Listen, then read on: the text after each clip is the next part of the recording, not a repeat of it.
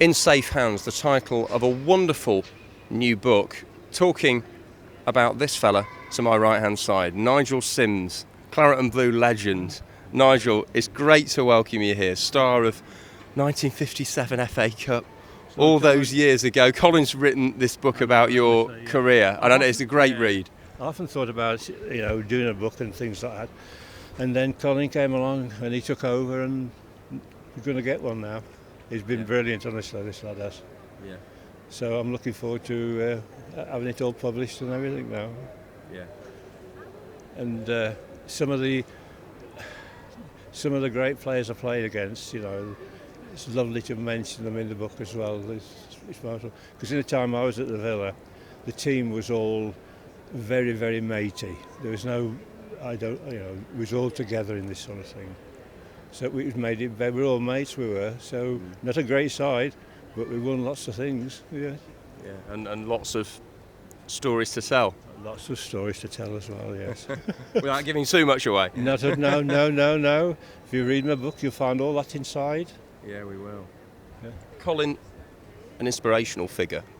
So I'm sure it's been your pleasure and privilege to write this book. And it's for a worthy cause, raising money for the Acorns Hospice. Acorns and for Nigel.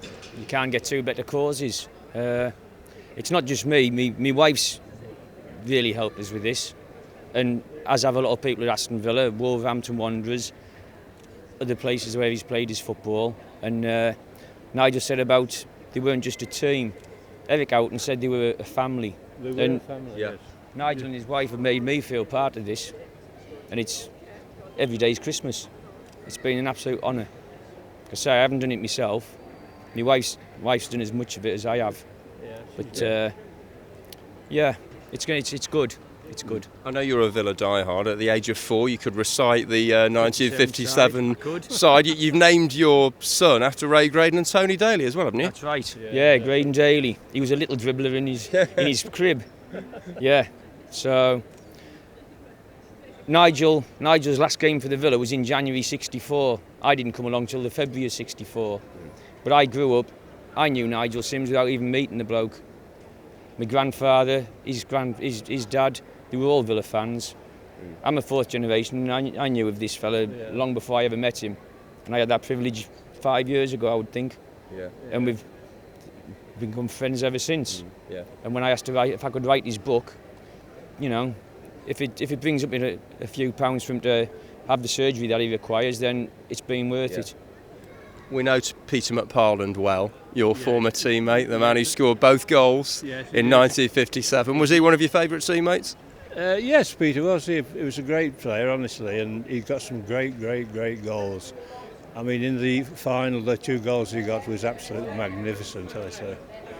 And in the semi-final as well, it was brilliant, honestly.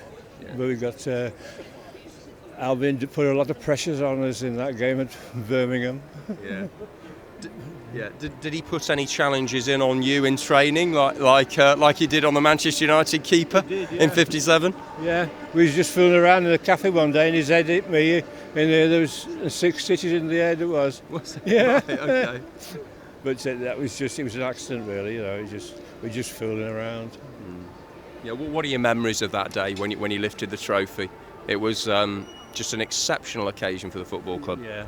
I couldn't believe it, and they scored about 2 minutes to go, and I kept, oh dear, and those 2 minutes were about 3 hours, and I was just standing there waiting for the whistle, and eventually it came, and I ran out and picked Jimmy Dugdale up, and it was wonderful.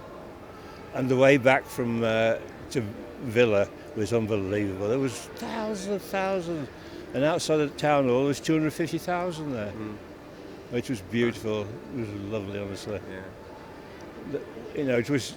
You come from a very small village, I did, to play in a cup final was unbelievable. It wasn't going to happen, and it all did. Yeah. And you won the second division title with them, and the League Cup, the first ever League Cup. Yeah, it was the first one.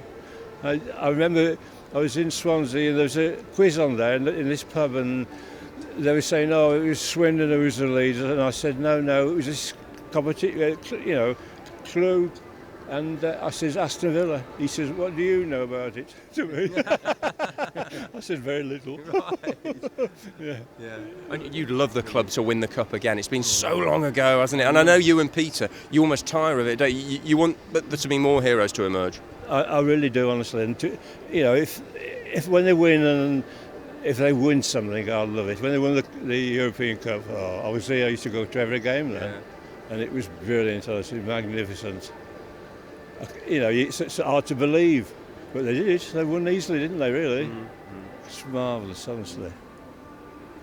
And Nigel Sims, who went into the after West Ham was injured, he was brilliant. He was, and I met him many years ago.